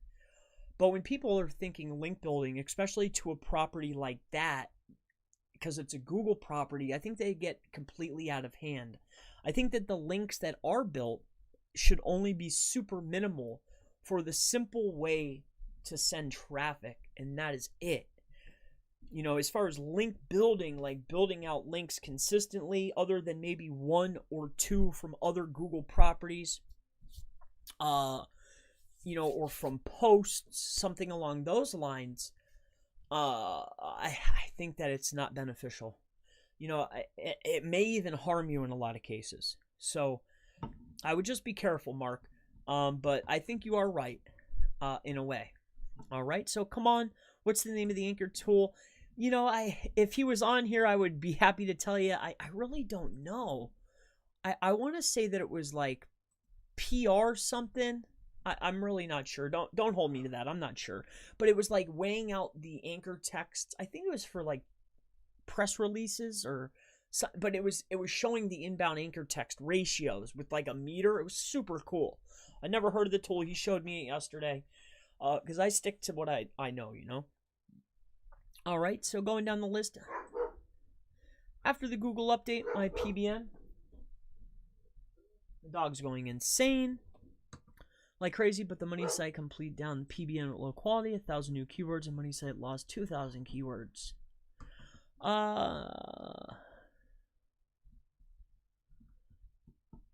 Well, and that could be transitional, and you have to remember too, Broken Dira, because I think that right now is a really funny time, especially for search results, because the user behavior has not gone back to normal. I think with all of the situations and people being home, I think that the SERPs are just a little bit nutty right now, but I think everything's going to level back off. So you could be right, and I think that that's the case, but I do not think that low quality will stand the test of time. All right, so hopefully that helps you. Mark says, yeah, man, keep making these videos. You got a lot better since the beginning. Yes. Yeah, and that's and you were one of the first people to comment on my videos. And I remember you, Mark. I remember you were. You know, that was a year ago. I can't believe it. The time passes. But I remember you were literally one of the first guys to ever contact me, or like on my videos. And I was like, oh, I got somebody to comment. I can't believe it. I was so stoked. You know, because I was talking about SEO. I didn't even think anybody cared, you know, but I thought it was just me doing it, you know, trying to make a couple dollars to, you know, stay home with my kid. So going down the list here, you know, what would be a great idea is to take live calls while you're live on YouTube. Yeah, you know what? I saw those guys, and I won't dare mention their names because they struck one of my videos for using an image. But in any case, no negativity. But I saw that they did that. They were taking live calls while in a live stream, and I think that would be awesome, and I would be down to do that. Maybe I will do that just to grab their idea. Maybe that'll make them very happy. What is the best way to profit from expired clean domains? I mean, you see a lot of people reselling domains that are expired. I mean, you see all of these vendors. I mean, there's a million ways to resell domains. You can do PBN build outs. I mean, there's a lot of ways. I think right now, though, there's an influx of that type of people doing that type of thing. So depending on the quality of the sites and the pricing would be really determining of how successful your business would be in that particular market. So hopefully that helps you. Oh, it's been an hour and a half. First time I checked. That's all right. We'll keep going. All right. I'll answer a couple more here. I don't care. I don't know. Why does everybody only do an hour? Is there a reason? Is it like going to shut me off or something?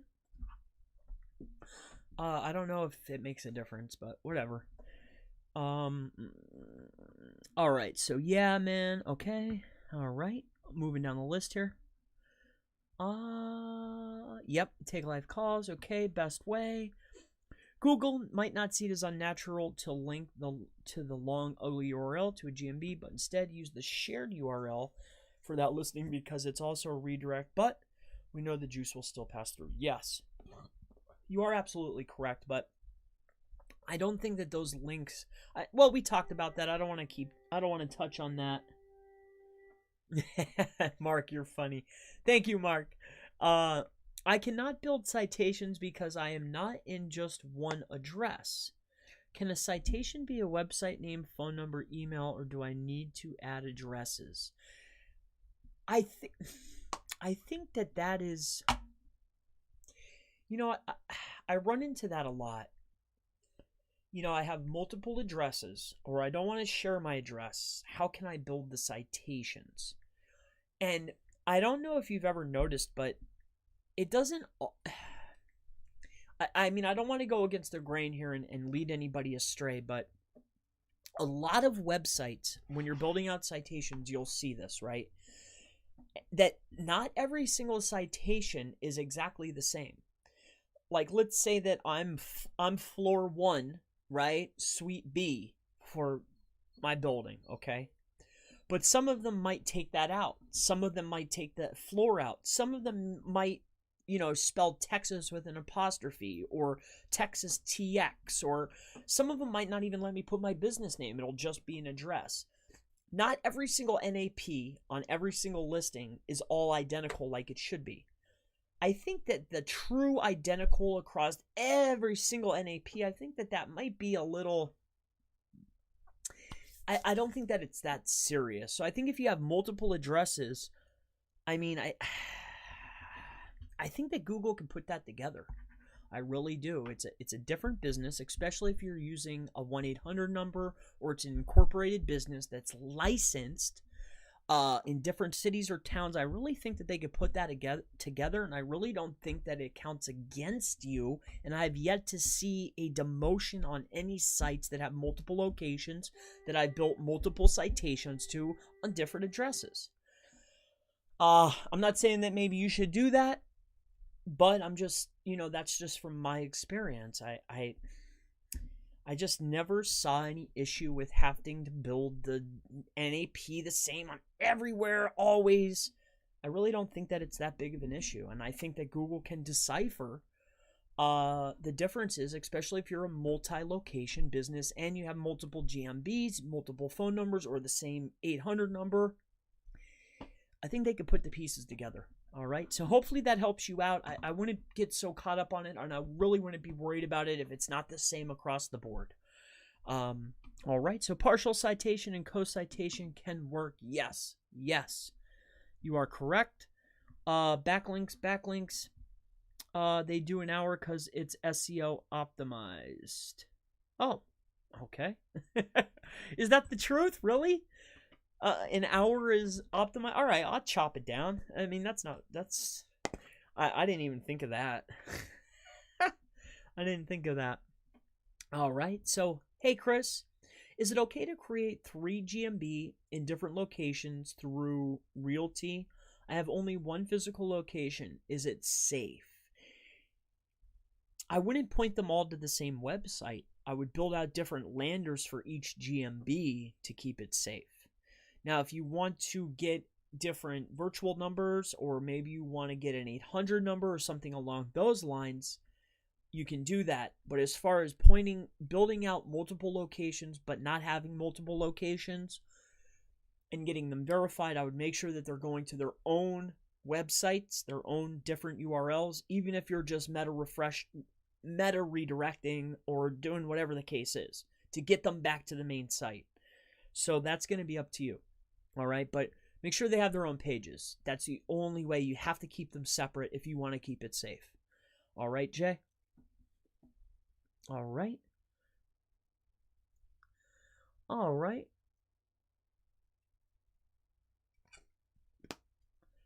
Wow, 8 hours long, huh? Nerds World. I saw that he was beating out my buddy Ruan. I saw that whatever, well, in any case, I don't want to talk about anybody else, but that's interesting on the 8 hours. I don't think there's a limit, right? Okay, so Zanette, I agree. NAP is important, but not as strict as it used to be. Yes, definitely so, Zanette. Zane. Google gets it. Yes, absolutely. I 100% agree with you, Zane. Michael Shinbaneski, I was just kidding. Oh, see, you had me going there. I believed you. I don't know if it is or not. Okay. I don't understand the value behaving can anybody just get one? The value of a GMB is that it's so high ranking, and anybody that's within a 2-mile radius searching for that keyword or variations of keywords that's on the GMB or on your website, the map pack is triggered. I mean, if you're doing anything that's service-based or lead generation, I think a map pack listing is more powerful than an ad, in my opinion. This is just my opinion. I think it's super powerful. Anybody could get it, but I think that when it's done and utilized right and in mass, nothing beats GMB. Nothing. Not right now. Not in my opinion. I love GMB though, so of course I would say that. But no, I think that it's ultra beneficial. I think that it's powerful. And when it's utilized and executed properly, as far as money versus time, nothing can beat it. Nothing. Not in my opinion. So moving on down the list here, you're right, the Web 2 site, a lot of links from Web 2, and they harm the ranking. They're not low quality, but they have negative role as of now, yes. They're still pushing power as long as they're getting traffic, right? And the main entity is getting traffic, so they are passing juice. But I think that high velocity, low quality links is demoting sites. I think that they're viewed differently. Now, I don't know, but the algorithm changes. You know, as they're patching stuff, as they're changing things, as stuff evolves, things change. The SERPs change. That's why that strategy that I'm seeing a lot of sites popping up doing these 1-pagers, 2-pagers, exact matches on these like Web 2 sites or like these square sites, and I think that it's a short-lived tactic, and I think that I think as soon as the SERP changes, it's going to get crushed. So I'd just be super mindful if you're in local space and you're utilizing that tactic. All right. Going to bed. Hey, DJ, I think I'm going to hop off, actually. I think the questions are dying down here. So, yeah. What I'll do is I'll probably make this small. So, I want to give this tool away. I don't know. I think I'm going to make a page. I'm going to make a lander on my lander site. And what I'm going to do is give away my GMB tool for Canada. Okay? And I just want to get some feedback. But I'm going to make the people that receive it has to be a legitimate, like Gmail or whatnot, or I'll do it only on Facebook. I'm not sure yet, but I'm definitely going to give it away. The first round of it, just to see how everybody likes it, see what changes I need to make. Basically, it's in beta. I just want some beta testers. But I'm definitely going to give it away. I'm just fixing my screen here. All right. Yeah. All right, so is there any other questions? All right. Going to bed. All right. CPG says, by the ways, did your clients become clients? By what ways did your clients become clients? Well, generally, the clients become clients because, like I mentioned, I've been working on Fiverr, Upwork, through partners of mine that have very old accounts, also Black Hat World, where we have listings, where we have gigs, where we have sales threads, right, that are listed and they've been there for a very long time. Generally, we have low-tier quality services that we offer, and the people that continuously buy stuff they get on an email list. And when they get on the email list, the gentlemen that run those services that I work with will generally point me in the right direction, or they'll have them get in touch with me. So we utilize Sales Threads, Fiverr, and Upwork as top of the funnel to intake new clients. The clients that have particular needs that can't be met by my partners, that's how I get my clients. All right, so we use those platforms as top of the funnel to offer cheap services to get people in the door. That's been the strategy. That's how I've been doing it forever. I did have my own Fiverr. I've had my own Upwork.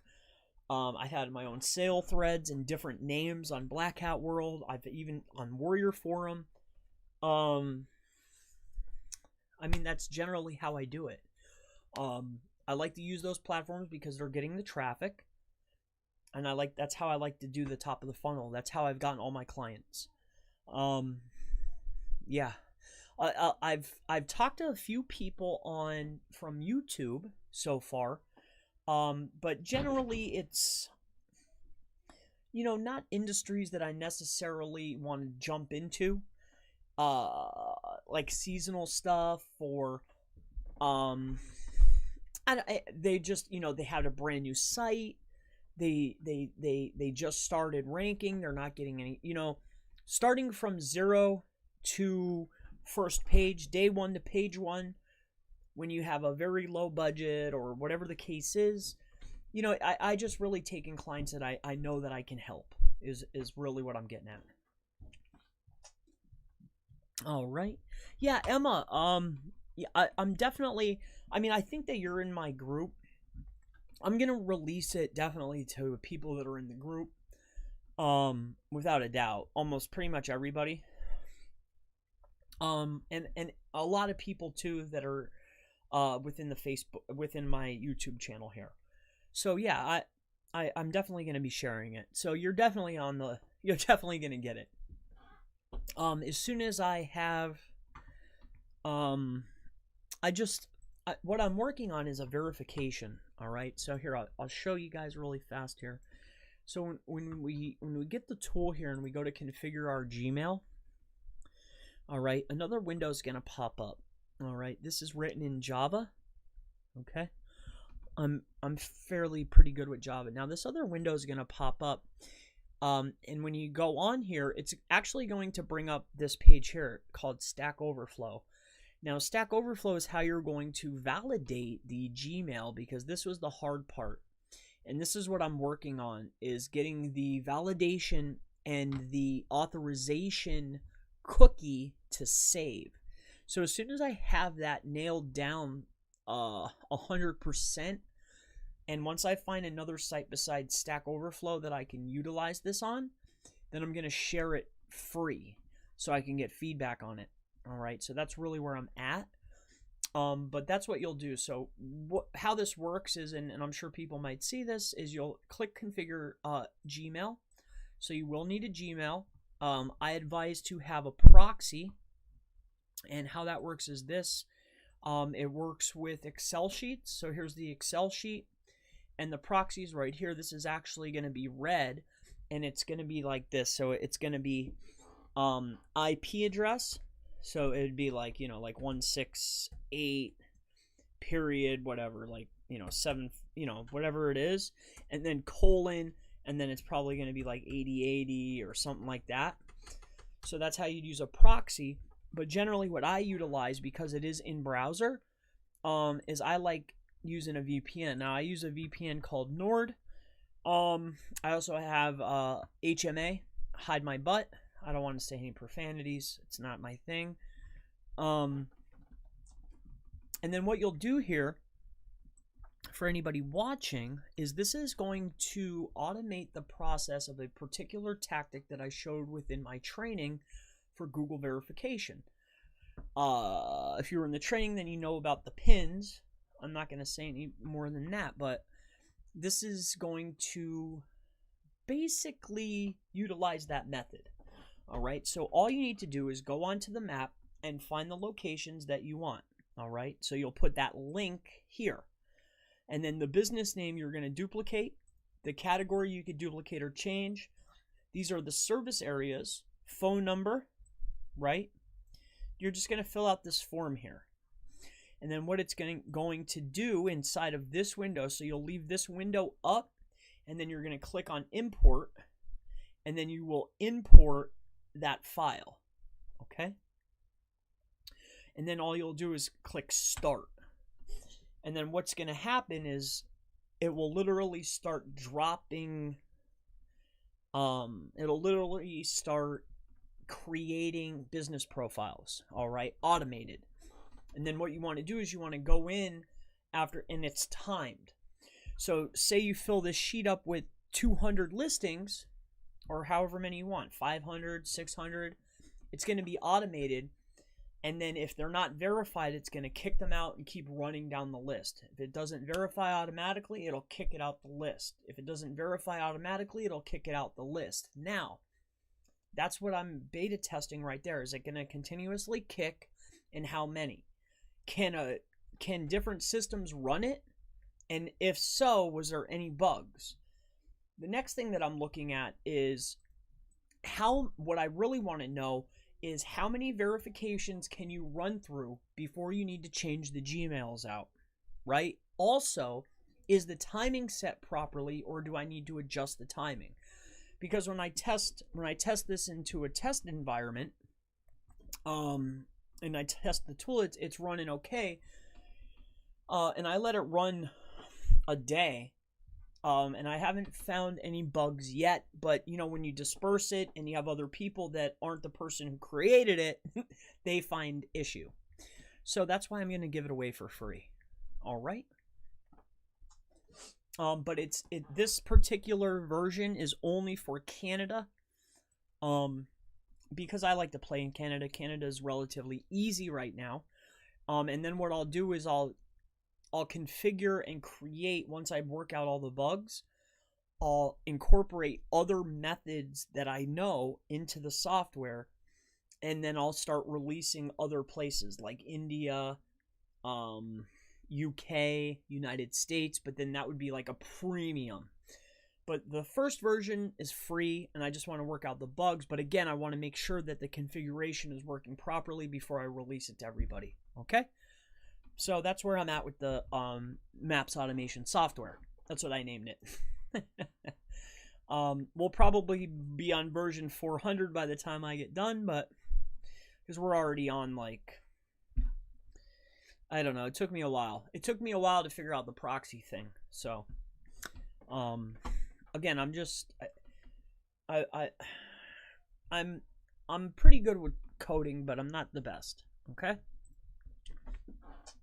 All right. So moving on. Any other questions? Hey brother. What do you think about rank and rent? I like it. I really like it. I prefer to sell leads instead. But if you're not one to want to pick up the phone, then selling leads can be difficult. But yeah, I like lead generation. Charles says, have you noticed that Medium pages rank very well for local keywords when you optimize using Google entities and variations of keywords? Yes, I have. However, generally, if I don't see a Medium article or another type of parasite within the SERP, it's hard to get one in there. Unless you're tearing out links. All right. But yeah, I have seen that, and I do like that. So yeah, I think you're on the right path there. What's your tool do? I've explained that, to a degree. I'm in your group. Yes. Yep. Yeah. I thought you were. I'm pretty sure I've seen you, before. Jay says, hey Chris, is it bookmarking still work? If not, what can you do and recommend? Yeah. Bookmarking is a very outdated tactic, and I don't even think that it was beneficial. It might have been many years ago, but it wasn't something that I ever really utilized. As far as a better strategy, I really liked me personally, I really like to stick to the basics. I like to analyze competition and look for keywords that are driving traffic, and then build pages to that degree. What I also like to do is I like to analyze my search console, pull all the keywords, and see what Google feels that, like what they think my site is about. Because you'll notice that a lot of keywords will pop in search console that aren't necessarily on page. So what I like to do is figure out what Google feels my site is about, and then build pages accordingly. All right. So that would be more of the strategy that I really like to take. I really stick to the basics. As far as any of the other little tips and tweaks and hacks, I really try to keep that to a minimum unless I'm just playing around or testing stuff, to be honest with you. I mean, I really stick to the basics. Content, links, traffic. Content, links, traffic. I mean, that's really the strategy. And I think that content is subjective. I really do. I think that content is super subjective as far as high quality. Google cannot read. I think that quality is subjective. And I think that Google's algorithms find quality to be different than a human reader. All right. So hopefully that helps you. Hey Chris. Hey Wave Wax. Haven't seen you in a while. Good to see you. Great to have you on. I am thinking I see new faces in here. How does the current group that's in here now feel about a weekly or a twice a week, maybe 2.5, 3 hour session? That way I could get to everybody. Group coaching or consulting for say $20 a month. And if so, do you think that that's a fair price? And do you think that 2 days a week would be better than one? Or do you think that that's just a horrific idea and don't waste my time? Because what I'm noticing is a lot of people need more than a video a day or a video every other day to help them, and I don't know. I don't know. What does anybody think about it that's here? What is rank and rent? So rank and rent to me is you're building out properties, entities, ranking them, and then generally building out sites that are general in nature that could be swapped very quickly as far as templates. Because you may need to change. How can I explain this? You're basically ranking a site and then selling that site on a monthly basis to a particular service provider. All right. But you need something that you can swap out quickly as far as images and logos and colors. And so it needs to be generalized. So when you find a buyer, you can change things out very quickly. Right. So nothing super custom. So, but that's rank and rent. You're ranking properties that you can then offer on a monthly basis. So instead of them selling them services, you're literally owning the property and renting them the rankings, right? It's based off of keyword percentage, like value to keyword, right? So if you were looking, say, Google AdWords, I would base it off of that as far as pricing is concerned. All right. And I would base off of conversions, right? So I would go for industry standard, which I would need to do some analyzation to figure out industry standard as far as conversions to traffic. And then I would break down a pricing structure based on that. How much traffic to conversion ratio, right? So generally, even when I'm just starting out, when I was doing that, would say I took on a new project for a travel club or a timeshare or whatever it was, or maybe I was doing hotel rentals, I would generally give them, if I was already ranking, some type of timing up front, set up all the tracking, all of the conversions, all of everything to analyze traffic to conversion ratio so that I could come to a determination on price. All right, so yeah. That's about it. All right, so let's look at this. This is interesting to me because once a week is good. Anthony, do you feel that that pricing is fair? Do you think that that would get me to my limit? Because really what I'm looking for is about 30 people at $20 a month. Because I think that everybody can afford $20. I feel. And I want to limit it to 30 people because I think that I could help 30 people. You know, like I think that as in a group setting, I was more thinking twice a week. I could probably manage 30 people, you know, not manage. I mean, it's just more of like a consulting / audit / you know, just an advisor, just help, just to weigh in, just to, you know, look at your work and say, hey, you know, maybe switch this around. Your keyword density is a little off. You know, do some analyzation, let you utilize my tools. Like I have Surfer, I have SEMRush, I have Moz, you know, like do some analyzation, like just help, you know, but be accessible and be cost effective, you know, which a lot of SEOs aren't, you know, something that I would have wanted when I was starting. So that's the angle that I'm taking. Sorry to go, I'm just random thought. I'm starting to wear down here. I think I'm going to hop off here in a few minutes. So if there are any other questions, I think I'm going to hop off. Starting to just run out of steam, really. And the questions slowed up. So I think we took care of everybody. What's rank and rent? It's great to be here. Great to have you, Wax. Anthony says hello. Hello to you, sir. Once a week is good. That's what I'm hoping for. That's what I think would be effective. So, you know, 1, 2, 3. Yeah, that would be more than fair. I think that would be doable. Maybe even only 20 people might be better. You know, 20 at maybe up at $5 or something. I don't know. Maybe less people, just a little bit more. Or cheaper and do more people. I don't know. I'd have to think about it. Or I could do 30 people and break it 2 times a week. 15 this half, 15 this half. Yeah, I could probably do that. I don't know. I'm thinking about it. And then I was thinking about maybe doing it on YouTube, but then I wouldn't know how to talk with people. But I like YouTube's platform with the memberships. You know, I don't know. I like how I can host as many videos. They take a percentage, but I don't really care about that. It's not really about the I already have a job. It's more about reaching more people and getting more people.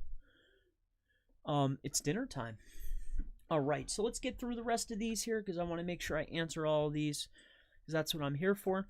I love the idea. There are way too many SEO groups that put out bad and ineffective information. If you start a paid group for cheap, you can count me in.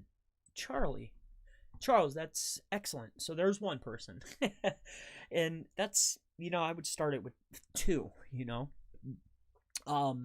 Yeah, I want to be on a more personal. You know, I think that's what people are missing. And the people that are willing to do it at just ridiculous amounts of money. Like they don't value I don't know. My views are different on this stuff than a lot of people. Yep, that's fair. That's what I was thinking. I think that's more than fair because really it's just a helping hand, you know.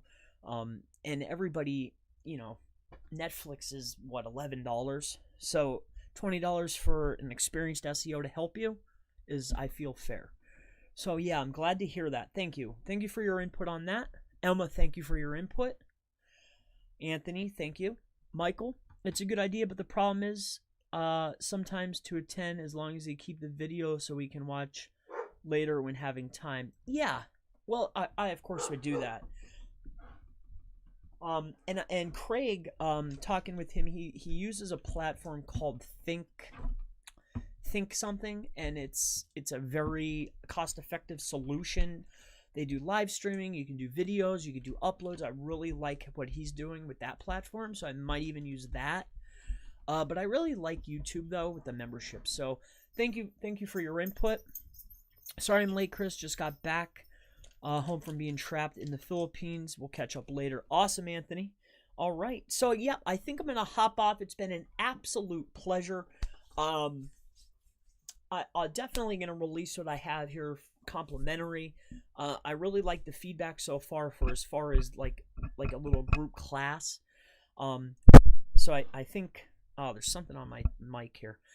So I think that that's going to be where we're at. So that's going to wrap up today's video for Learn SEO. Hopefully I was able to answer your questions. Hopefully you learned a little bit of SEO today. My name is Chris Palmer. If you have any other questions, feel free to leave them in the comments below. What's my thoughts on creating a local SEO, web design, web hosting as a reseller? I like it, but it's very competitive. All right, Michael? So I like that. I've never been much of web design. I've been always more of an SEO kind of guy. So if you know web design, I think it's beneficial. But if there's any other questions, leave them in the comments below. I look forward to seeing everybody in my next video. Everybody have a blessed day. Many blessings, many rankings. Everyone have a great day. Thank you for joining in. Thank you. Have a great day, everybody.